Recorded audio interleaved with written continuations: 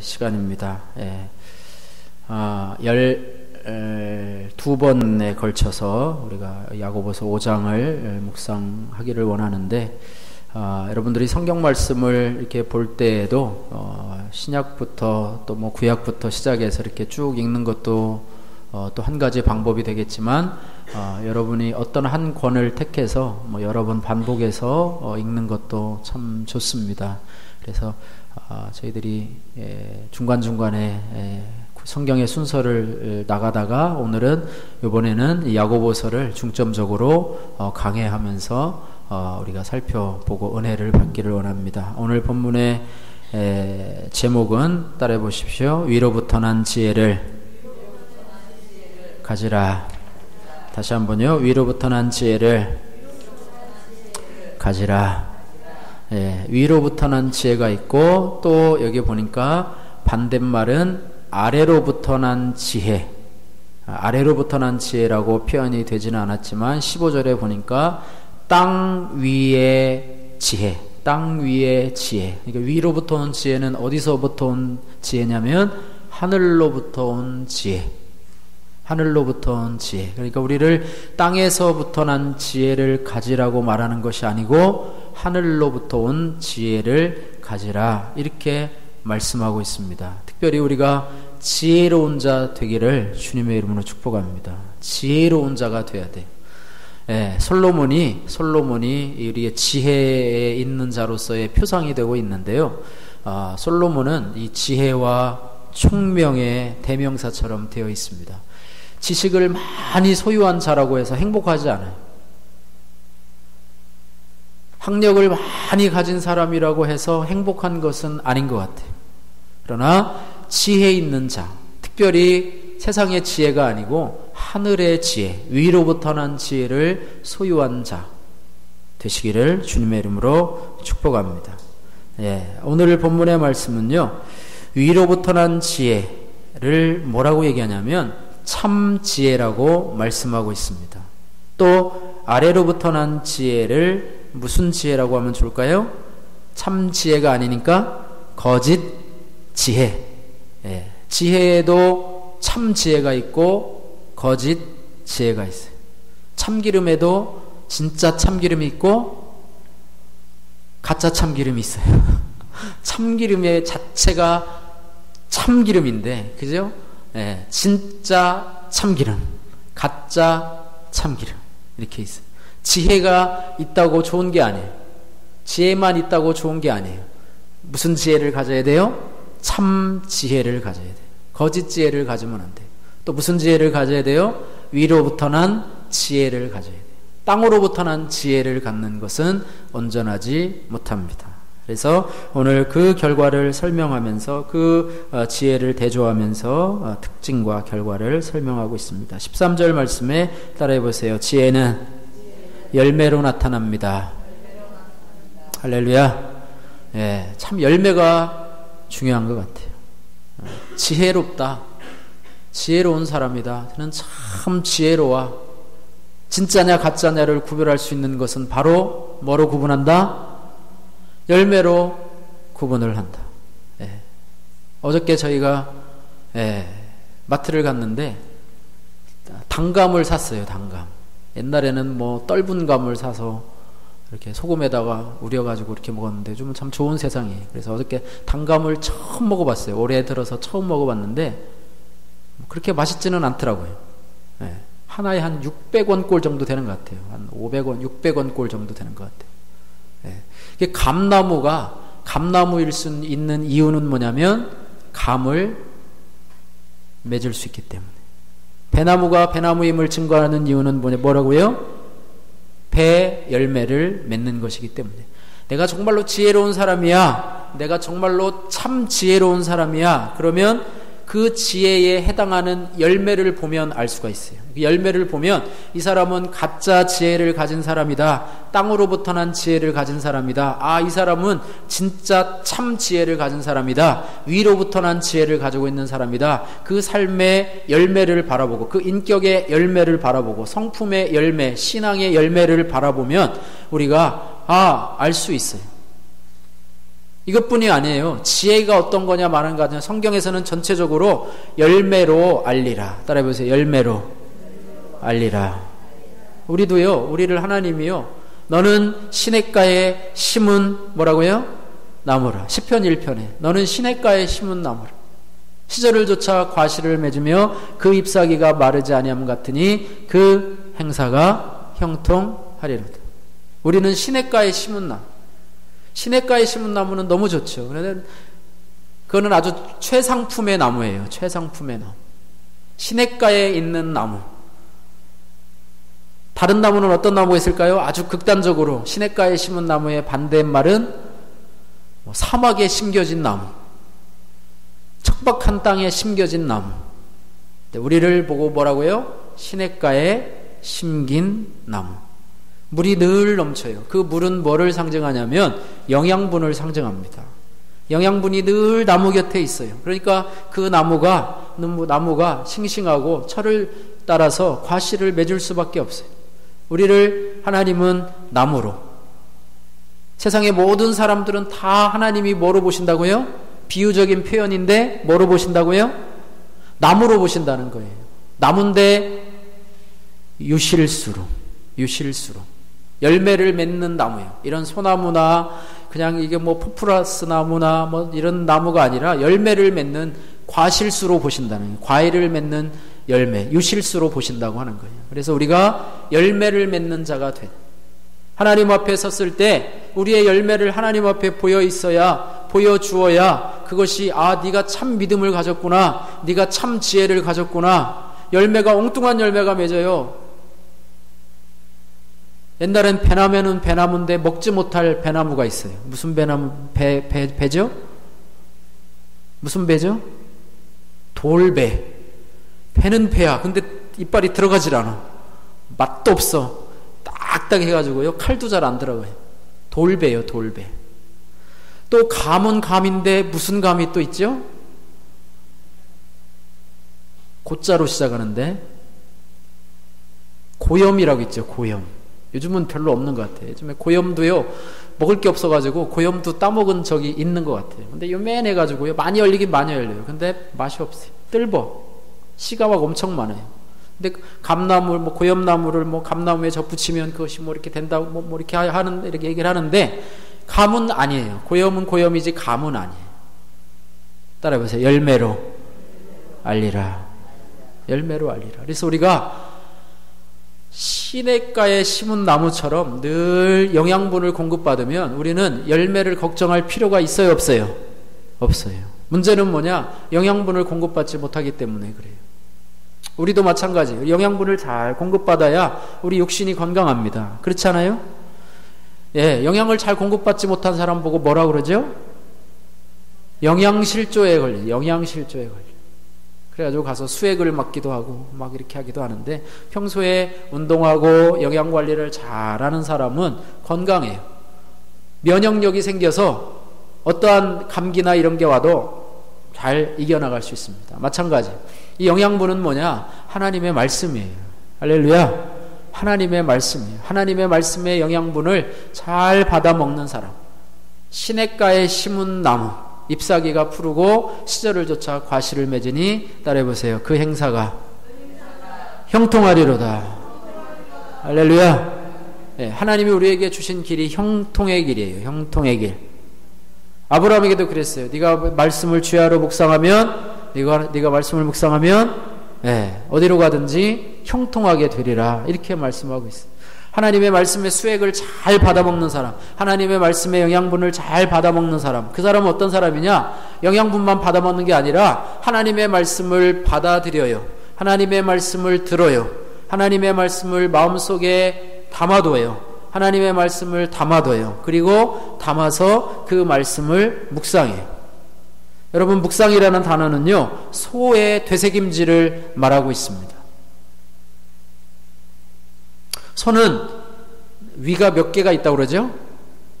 4개가 있어가지고 제1위에 갔다가 또 제2위로 갔다가 3위로 갔다가 4위로 갔다가, 그래가지고 여러분 소 보신 분, 소 키워본 분 있는지 모르겠지만은요, 요즘은 집에서 소를 잘 안 키우지만 시골 아니면 저희도 예전에 소를 키웠어요. 그러면 애들이 이렇게 풀을 막 먹어요. 뭐 지푸라기 같은 것도 먹어요. 풀 같은 걸 먹어요. 그리고 나서 먹고 나서 딱 앉아요. 앉아가지고 어떤 때 보면 먼 산을 바라보면서 뭐 이렇게 질겅질겅 씹어요. 보셨죠? 아주 평화로워요. 예. 그러면서 뭔가를 이렇게 씹어요. 아마 뭐 이렇게 욱 해가지고 이렇게 올라와서 씹는지 모르겠지만 씹어요. 예. 제가 뭘 먹나? 자기가 먹었던 거를 다시 해가지고 그걸 보고 뭐라 그래요? 되새김질이라고 그래요. 되새김질. 그것을 우리는 성경적 용어로 묵상이라고 그럽니다. 묵상도 되새김질이에요. 성경 읽을 때 쭉 읽고 그런 게 있어요. 다독이 있어요. 다독. 속독이 있어요. 막 빠른 성경 가지고 두두두두두두 해가지고 나 10독 했어. 막 5독 했어. 근데 뭐 무슨 얘기냐 하나도 몰라. 정독이 뭐냐? 그 말씀이 있어요. 여러분이 그 말씀을 듣다가 탁 멈춰요. 은혜되는 말씀이면 탁 멈춰요. 그리고 거기서 자신을 돌아봐요. 그 말씀을 섭취하는 거예요. 여러분 바빠가지고 막 김밥 한 줄 사가지고 막 차 운전하면서 막 김밥 막 먹을 때도 있어요. 저도 가끔씩 있어요. 예. 도대체 이거는 식사가 아니에요. 이거는. 그죠? 우아하게 클래식 음악 들으면서 이렇게 먹는 식사도 있지만 김밥 한 줄 꼬마 김밥집에 가 사가지고 그냥 있는 것에 가가지고 그냥 비닐 포장도 안 뜯고 그냥 이렇게 하나씩 먹는 경우가 있어요. 그럴 경우도 있어요. 막 다니면서 막 급하게 막 먹는 패스트푸드처럼 먹는 것이 바로 속독입니다. 그러나 정독은 뭐예요? 그 맛을 음미하면서 천천히 먹는 거예요. 그게 영양분이 돼요. 물론 속독도 영양분이 돼요. 급할 때는 속독도 괜찮아요. 그래서 속독과 정독, 읽는 것과 성경을 읽는 것과 그 다음에 뭐를 묵상하는 것을 같이 해야 돼요. 예. 저희가 이번에 또 여러분 또 이게 나왔어요. 11월 12월 달 성경 묵상이 나왔어요. 예. 지난번에 작년인가 재작년인가 6분인가 신청했는데 거의 한 번도 안 봤어요. 예. 묵상을 하실 분들은 뭐 요거를 해도 되고 인터넷에 가보면 요게 본문이 매일 떠요. 그럼 그것을 읽어도 되고요. 여러분이 성경을 정해서 읽어도 돼요. 성경을 정해서 매일매일 읽어도 돼요. 이런 습관을 여러분 기르시기를 주님의 이름으로 축복합니다. 시냇가에 심은 나무. 그래서 따라해보세요. 지혜는 열매로 나타난다. 예, 야고보는 뭐라고 그러냐면 지혜를 자랑하는 자들에게 선을 행함으로 지혜의 온유함을 보이라 이렇게 말씀하고 있습니다. 그래서 참 지혜의 특징은 유창한 언변이나 해박한 지식이 아니라 따라해보세요. 온유함과 선한 행실에 있습니다. 네, 온유해야 돼요. 예수 믿는 사람의 열매 중에 가장 대표적인 열매가요. 온유함이에요. 온유함. 여러분 온유함이 어떤 성품인지 아세요? 온유함이 전에도 여러 번 말씀드렸던 것 같은데 야생마를 사와요. 야생마를 사다가 이제 주인이 그 목적에 쓰려고 사와요. 야생마는 처음에 주인이 탈 수가 있습니까? 없습니까? 없어요. 막 길길이 날뛰고요. 탈라고 그랬다가는 아마 허리 부러지고 아마 그 3m 높이에서 떨어져 가지고 아마 죽을지도 몰라요. 막 이리저리. 그 다음에 주인이 가라는 방향으로 가요? 안 가요? 안 가요. 막 길길이 날뛰고 막 뒷발질도 하고 그래서 막 뻥 올라가기도 하고 막 떨어지기도 하고 그래요. 그래서 주인이 하는 역할은 뭐냐? 그 말을 조련시키는 거예요. 그 말을 조련시켜. 말 잘 듣는 말로. 그래서 나중에는 무슨 말이 되느냐? 주인이 타고 다니기에 좋은 말이 되는 거예요. 주인이 가자 하면 가고, 쓰라 하면 쓰고, 빨리 가자 하면 빨리 가고, 천천히 가라 하면 천천히 가고, 이렇게 하면서 그 말이 정말로 주인이 아끼는 말. 그래서 주인이 쓰다 넘어주고, 당근도 주고, 이뻐해주고, 목욕도 시켜주고, 네, 이렇게 하면서 이쁜 말이 되는 거예요. 야생마. 우리는 예수 믿을 때 야생마와 같은 사람으로 교회에 왔어요. 야생마와 같은 사람. 자기 마음대로 해요. 자기 하고 싶은 대로 해요. 주인이 이리 가자면 절로 가고, 이렇게 하려면 저렇게 하고, 이렇게 하는 사람으로 교회에 왔어요. 그러나 말씀을 듣고 은혜를 받으면서 점점 하나님의 뜻에 합한 자로 점점 빚어져 가고 만들어져 가는 사람으로 우리가 변화되어 가는 것입니다. 할렐루야. 내가 예수 믿은 지 30년이 되고 40년이 되고 천국 갈 날짜가 얼마 되지 않았는데 아직도 내 멋대로 해요. 아직도 내 고집이야. 아직도 야생마처럼 있어. 이 사람은 예수 잘못 믿은 사람이에요. 왜냐하면 온유의 열매가 나타나지 않아요. 여러분, 온유하시기를 주님의 이름으로 축복합니다. 온유 내가 해야 된다고 하는 게 아니에요. 말씀을 잘 받아먹고 은혜 생활을 하다 보면 나는 온유한 사람이 될 수밖에 없어요. 따라해보세요. 온유함과 선한 행실로 자기가 참 지혜를 갖고 있다는 것을 보이라. 말이 필요 없어요. 네가 지식을 자랑하는 거 필요 없어요. 너의 온유함을 보이라. 또 너의 선한 행실을 보이라. 이렇게 말씀하고 있습니다. 지혜가요 처세술이 아니에요. 온유함은 소심함이나 나약함이 아닙니다. 온유한 사람, 말도 못하고 그냥 예 하는 사람, 나약함이 아니에요. 소심함이 아니에요. 어떤 어려움 속에서도, 따라해보세요. 어떤 어려움 속에서도 중심을 잃지 않는 태도입니다. 믿음 생활하다가 여러 가지 어려움들이 있어요. 신앙에 어려움들이 있어요. 그러나 중심을 잃어버리지 않아요. 그 중심이 뭡니까? 중심이 뭐예요? 믿음이에요. 믿음. 여러분, 믿음을 뺏겨버리면요 다 뺏겨버리는 거예요. 여러분 집안에 가장 귀한 게 뭐예요? 여러분 집안에서 들고 나올 만한 그 가장 귀한 보물들 있잖아요. 그죠? 예? 뭐 별로 없으신가 본데 저희도 별로 없어요. 뭐 불 나면은 뭐 들고 나올 거, 요즘에 지진이 나면 뭐 들고 나올 거, 요즘엔 다 싸놓은대요. 그래서 그것만 딱 들고 나오려고, 이거 뭐 통장 뭐 이런 거 해가지고 뭐 집문서 뭐 이런 거 해가지고 딱 들고 나. 근데 그때 가서 찾으려고 그러면요, 이거 어디 있더라 이러면 막 못 찾아요. 그러니까 미리미리 챙겨 놓으세요. 한 주먹에 그냥 갖고 나올 수 있는 거로 챙겨 놓으세요. 그걸 뺏기면요 아무것도 아니에요. 아무것도 아니에요. 우리 안에도요, 예수 믿는다고 교회 다니고요 뭐 이렇게 뭐 해도요, 우리 안에 뭐가 있어야 되냐면 믿음이 있어야 돼요. 믿음. 할렐루야. 이 믿음이 보물이에요. 이 믿음 생기기도 어렵지만 이 믿음을 뺏기면 안 돼요. 마귀가 이 믿음을 빼앗으려고 얼마나 우리를 공격하는데요. 그러나 온유한 사람은요, 어려움 속에서도 중심을 잃어버리질 않아요. 오뚜기와 같다고 얘기하잖아요. 넘어져요. 그러나 어떻게 해요? 다시 일어나요. 또 넘어져요. 다시 일어나요. 예, 어떤 분이 여러분 중에 혹시 오뚜기를 인형을 살 수 있으면 한번 좀 사 갖고 와보세요. 잘 보지를 못해가지고 어디 마트나 이런데 뭐 백화점 같은 데 가서 오뚜기 인형 있으면 좀 사 갖고 와서 귀에 강대상이나 여기 거기다 좀 놓으세요. 여러분 집에도 좀 하나씩 놓으세요. 그래서 툭 건드리면 한번 본 것 같긴 해요. 툭 건드리면 덜렁덜렁 하다가 원위치로 돌아요. 절대로 넘어지질 않아요. 오뚜기는 어떻게 그렇게 만들었나 몰라요. 그죠? 여러분 부메랑 아시죠? 부메랑 우리 학생들이 좋아하는데 이렇게 쭉 던지면, 원래 던지면 절로 가면 끝이잖아요. 근데 걔는 돌아서 다시 와요. 신기해요. 그래도 탁 던지면 탁 잡아요. 탁 던져도 아무렇게나 던져도 와요. 그게 우리의 신앙이에요. 우리의 신앙. 어떻게 던져놔도 원점으로 와요. 누구 앞으로? 주님 앞으로 와요. 그 사람이 온유한 사람. 온유한 사람. 한번 날아가면 그냥 가버리는 사람이 되지 마시고 다시 돌아오시기를 바랍니다. 우리의 영혼의 아버지 되신 하나님 앞에 돌아오시기를 주님의 이름으로 축복합니다. 예. 그리고 또 한 가지는 온유한 사람의 특징은 뭐냐면, 따라해보세요. 자신을 말씀의 권위 아래 두는 사람. 할렐루야. 야생마가 조련마가 되는 과정 속에 하나는 주인의 말에 자신의 권위를 둬요. 야생마는 주인의 말을 전혀 신경을 쓰지 않아요. 자기 마음대로 해요. 그래서 조련된 성숙한 신앙인은 하나님의 말씀의 권위에 자신을 두어요. 그래서 어떤 것을 결정하다가도 하나님 말씀이 나에게 다가오면 그걸 가지고 내 삶의 선택을 합니다. 그러나 그렇지 않으면 하나님의 말씀이 항상 밑에 있어요. 내가 할 일은 다 하고 하나님은 뒤치다꺼리 하는 사람, 그게 아니에요.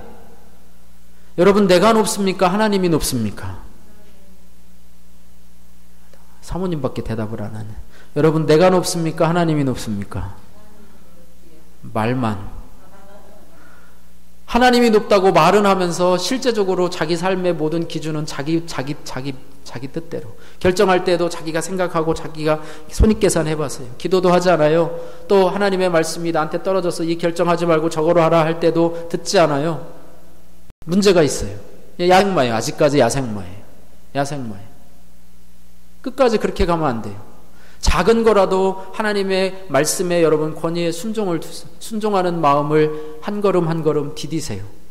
작은 거라도 순종하세요. 그러다 보면 여러분이 더 큰 것도 순종할 수 있는 그런 믿음의 자세가 될 줄로 믿습니다. 하나님이 말씀하시면 주의 종이오니 주님 말씀대로 되리이다. 제가 주의 말씀에 순종하겠나이다. 이런 마음이 무슨 마음이라고요? 온유한 마음이라고 하는 것입니다. 따라해보세요. 온유함과 선한 열매를 보이라. 할렐루야. 그러나 세상의 땅의 아래에 속한 지혜는 어떤 열매가 나타나느냐? 오늘 본문 말씀 가운데서 나타나고 있습니다. 여기 말씀 보십시오. 14절 말씀에 어떤 게 있냐면 14절에 별로 좋지 않은 말이 있어요. 따라해보세요. 마음속에 독한 시기, 다툼, 그런 것들이 있어요. 그 다음에 또 뭐가 있느냐? 15절 말씀에 뭐가 있는가 하면 16절 말씀에 뭐가 있는가 하면 따라해보세요. 똑같은 말씀이에요. 위에 있는 거나 따라해보세요. 시기와 다툼과 혼란과 모든 악한 일이 있음이니라. 열매가요, 온유함으로 선한 열매를 드러내는 사람은 참 지혜를 가진 사람, 위로부터 난 지혜를 가진 사람, 하나님께로부터 난 지혜를 가진 사람이에요. 그러나 땅의 지혜, 아래로부터 난 지혜를 가진 사람은 뭐가 있느냐? 시기와 다툼이 있어요. 뭐가 있다고요? 시기와 다툼이 있어요. 시기가 뭡니까? 시기. 사촌이 땅을 사면 뭐가 아프다고요? 배가 아프다. 나보다 더 나은 사람, 나보다 더 잘 사는 사람 있으면 기분이 나빠. 배 아파. 심지어는 교회에서 나보다 더 믿음 좋은 사람만 보면 또 기분이 나쁜 사람도 있어요. 나보다 헌금 많이 하는 사람 보면 더 기분이 나빠. 나보다 봉사 더 많이 하는 사람이 있으면 더 기분이 나빠. 나보다 응답 많이 받는 사람 보면 기분이 나빠. 저 사람 없어졌으면 좋겠어. 죽어버렸으면 좋겠어. 딴 교회로 가버렸으면 좋겠어. 막 이런 마음들이 들어요. 경쟁하고 시기하고, 이거는요 세상의 논리예요. 경쟁은 세상의 논리입니다. 경쟁은 세상의 논리예요. 그리고 시기하다 보면 거기에 뭐가 있어요? 다툼이 있어요. 다투요. 여러분, 다투는 사람이 되지 마십시오. 따라해보세요. 지는 사람이 되자. 근데 여러분은, 부모님들은 늘 그러죠. 아이들한테 어디 가서 맞고 와. 한 대 때리면 3대 때려. 4대 때리면 너는 그냥 가서 밟아버려. 어디 병신같이 맞고 와. 그렇게 가르치죠. 맞고 오면 그냥 너 등신아 어디 가서 맞고 오냐. 그러고 그냥 또 가가지고, 또 부모가 가가지고 또 10대 때려주고, 또 그 부모가 더 센 사람 데리고 와가지고 20대 맞고, 이래가지고 막 서로 막 싸우고 막 이렇게 하면서, 막 요즘에는 또 너무 좋은 게 뭐냐면 또 막 법으로 막 고소하고 막 이래가지고 서로 은혜스럽게 막 법으로 싸우고 막 이래요. 아이들 싸움이 누구 싸움 된다고요? 어른 싸움. 어른 싸움. 져주세요. 저주. 지는 사람이 바보가 아니라요. 따라해서 지는 사람이 이기는 사람입니다. 예수님이 힘이 없어서 로마 병정들한테 침뱉음을 당하고 뺨때기를 맞고요. 그렇게 했습니까? 아니에요. 예수님은요, 12영도 더 되는 천사를 부를 수도 있는 그런 강력한 힘을 가지신 우주의 창조주고 왕이신데, 그를 불쌍히 여겼어요. 오른뺨을 맞으면 오른뺨을 맞으면 오른뺨도 되라? 왼뺨도 되라. 왼뺨을 맞으면 무슨 뺨을 대라? 그게 좀 헷갈려요. 상대방이 오른손인데 이쪽을 때려야지. 이쪽 이렇게는 못 때리잖아요. 이렇게 이게 뭐가 있어요. 따라서 지는 것이 이기는 것이다. 불쌍히 여기는 사람이요 더 고수예요. 고수. 바락바락 싸우는 사람이 고수가 아니에요. 그 사람은요 무슨 지혜를 가진 사람이에요? 세상적인 지혜를. 그 사람들이 하는 얘기가 다 옳아요. 싸우고 다투는 사람들도요 다 논리가 있어요. 자기가 화낼 만한 이유가 있어요. 자기가 다투는 이유가 있어요. 논리적인 이유가 있기 때문에 상대방을 해하고 때리고 이렇게 합니다. 그러나 그것은 무슨 지혜라고요? 따라해보세요. 세상적인 지혜. 그래서 여기는 3가지로 나타나고 있습니다. 15절에 보십시오. 이러한 지혜는 위로부터 내려온 것이 아니요. 따라해보세요. 땅 위의 것이요, 정욕의 것이요, 귀신의 것이니. 귀신은 뭐라 그러냐? 싸워라, 싸워. 피 터지게 싸워. 그래, 둘 다 죽어버려. 싸워서 죽어버려. 그리고 믿음 다 잃어버려. 믿음 다 뺏겨버려. 싸워, 신나게 싸워. 싸우는 건, 싸움을 부추기는 거는요, 마귀예요, 마귀. 그래서 둘 다 서로 피차 물고 뜯으면 피차 망하리니 이렇게 됐어요. 서로 물고 뜯어보세요. 둘 다 같이 망하는 거예요. 한 사람이 져주면은요, 절대 싸움이 일어나지 않아요. 왜 싸우느냐? 서로 비슷하기 때문에 싸우는 거예요. 둘 다 정욕적으로, 세상적으로 지혜를 갖고 있고, 누구 지혜가 옳으냐 따지다 보니까 서로 싸우는 것입니다. 그러나 위로부터 난 지혜가 있는 사람은요, 요란함과 분란이 있는 곳에, 따라해보세요, 화평을 도모합니다. 할렐루야. 여러 번 얘기했어요. 여러분 피스메이커냐 아니면 무슨 메이커냐? 트러블 메이커냐. 여러분이 있는 곳에 다툼과 요란함과 분쟁이 있으면 여러분이 가면 그곳이 평화의 곳이 돼요. 피스메이커의 역할을 하셔야 돼요. 할렐루야. 근데 어떤 사람은 그곳에만 가면 싸움을 일으키는 사람이 있어. 싸움을 일으키는 트러블 메이커야. 문제덩어리야. 골치가 아파. 사람들이 다 싫어해.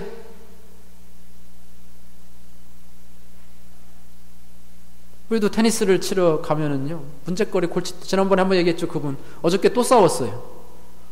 그래가지고 게임하다 말고 딴 사람들이 다 내려왔어. 그 사람 맨날 싸워. 싸우는 사람은 맨날 싸워. 그래요. 그래. 그런 사람하고는요, 사람이 같이 안 있으려고 그래요. 같이 안 하려고 그래요. 싸우려고 하는. 왜냐하면 그들의 마음에 자꾸 이렇게 경쟁의식이 있어요. 양보를 안 하려고 그래요. 자기만 고집하려고 그래요. 이런 게 아니에요. 따라서 화평을 도모하는 자가 되자. 할렐루야. 그러니까 교회에요, 분쟁이 생기고 막 다툼이 생기고 이러면 이 마귀가 틈탄 거예요. 교회는 항상 화평한 곳이 되어야 돼요. 할렐루야. 화평한 곳. 여러분의 가정도 화평한 곳이 되어야 돼요. 여러분 막 집안에 막 분쟁이 있고 막 무슨 냄비가 왔다 갔다 하고 막 뭐 쓰레기통이 왔다 갔다 하고 이러면 안 돼요. 이 마귀가 틈탄 거예요. 여러분이 져주세요. 할렐루야. 네, 여러분이 져주세요. 여러분이 그 자리를 피하고 잘못했다고 그래요. 그러면 그게 풀려요. 그러나 같이 맞상대하다 보면 더 큰 싸움이 일어나요. 그래서 화평을 도모하는 자가 되죠. 화평을 도모하는 자가 되죠. 그래서 오늘 이것입니다. 따라해보세요.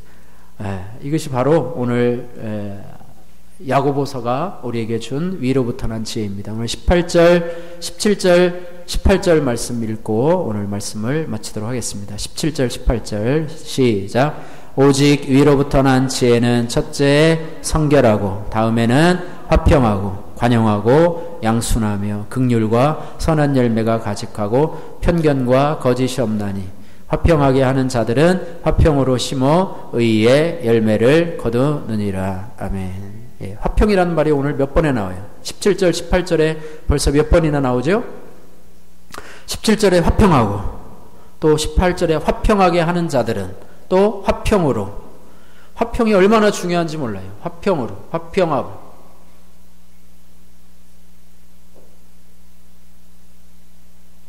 여러분, 화평하게 하는 자들, 이 사람들 어떤 사람이라고요? 위로부터 난 참 지혜를 가진 사람. 예수님은 화평하러 오신 분이에요. 하나님과 원수된 사람 사이를 화목하게 하려고, 다른 말로 얘기해서 무슨 제물로 오셨죠? 화목 제물로 이 땅에 오신 분이에요. 화목 제물로 되셨어요. 그러다가 화목 제물인데 하나도 당한 게 아니라 당신의 몸을 제물로 드려서. 여러분, 양 사람들 사이에서 싸움을 말리다 보면 얻어 터지기도 해요, 아니면 멀쩡하기도 해요. 싸움 말리다 보면 막 저 사람 때리려고 했던 주먹이 막 뺨을 올 수도 있고요, 막 그래요. 그러나 그것을 통해서 예수님이 하나님과 원수되었던 사람 사이에 오셔서 그들을 화목하게 하려고 당신의 몸을 십자가에 찢어서 피 흘리시면서 내어주셔서 그 두 사이를 어떻게 하셨다고요? 화목하게 하셨어요. 우리도 마찬가지예요. 다툼이 있는 곳에 가서 피스메이커 역할을 하려면 나의 희생이 필요해요. 내가 죽어짐이 필요해요. 내가 때로는 얻어맞을 수도 있어요. 내가 희생을 당할 수도 있어요. 내가 손해를 볼 수도 있어요. 그러나 그것 가운데서 따라해보세요. 손해봐도 하나님이 갚아주시지. 할렐루야. 하나님이 갚아주시. 손해 하나도 안 보려고 막 따지고 이런 사람은요, 결국에는 못 가져요. 그러나 손해보는 만큼 하나님이 갚아주세요. 지난번 그랬잖아요. 뭐 3등분으로 꼭 나누면, 여러분이 3등분에서 뭐 6개인데 2개씩 나누면 참 좋지요. 근데 7개예요. 7개면 누구는 2개 갖고 누구는 3개 갖고 뭐 이래야 돼요. 그러면 우리가 예수 믿는 사람이 내가 작은 것 가질게. 내가 작은 것 가질게. 이렇게 해서 따라서 양보하고 희생하고 섬기는 자로. 할렐루야. 나를 세우는 사람, 나를 세우고 하는 사람, 세상의 지혜를 가진 사람, 나 잘난 여사들, 똑똑한 사람들이. 그러나 그 지혜는 항상 시기와 다툼이 그 안에 있습니다. 마귀가 좋아하는 지혜예요. 그거는 천국까지 갖고 가지 못할 지혜예요. 그래서 우리는 따라해보세요. 지혜가 있는 자는 온유함과 선한 행실로 그 지혜를 보이라. 그 지혜의 핵심이 뭐라고요? 화평하게 하는 거예요. 할렐루야. 화평하게 하는 거예요. 여러분 가정에서도 여러분 화평하는 자가 되게 하십시오. 또 여러분 직장에서도 화평케 하는 자로, 교회 안에서도 화평케 하는 자로 존재하시기를 주님의 이름으로 축복합니다. 네, 이런 마음들이 온유한 마음이에요. 하나님 말씀에 권위를 두시고 또 하나님의 어떠한 환경에 있더라도 내 중심이 변하지 않는 온유한 자로서 삶을 살아가시는 저와 여러분들 되시기를 주님의 이름으로 축복합니다. 이 시간 같이 한번 기도하겠습니다. 하나님, 오늘 들은 말씀을 놓고 우리가 기도할 때 하나님, 제가 위로부터 난 지혜, 참